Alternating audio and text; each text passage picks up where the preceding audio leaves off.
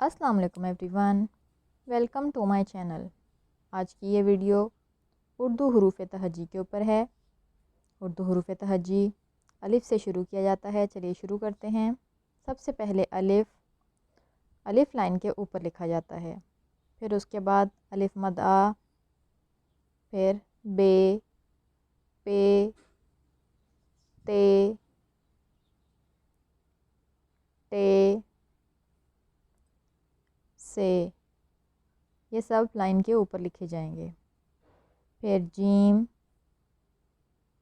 चे, हे, खे, ये लाइन से थोड़ा सा नीचे जाएंगे।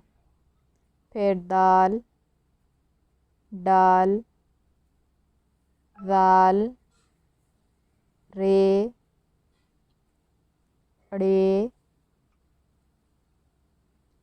जे, ये सब भी लाइन से नीचे जाएंगे। उसके बाद सीन, शीन, सौद, ज़ौद, ये भी लाइन से नीचे लिखे जाते हैं। फिर तोए, ज़ोए, ये लाइन के ऊपर लिखे जाएंगे।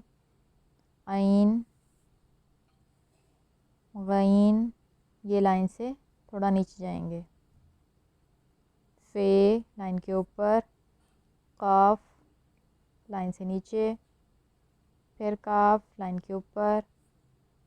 गाफ, लाइन के ऊपर।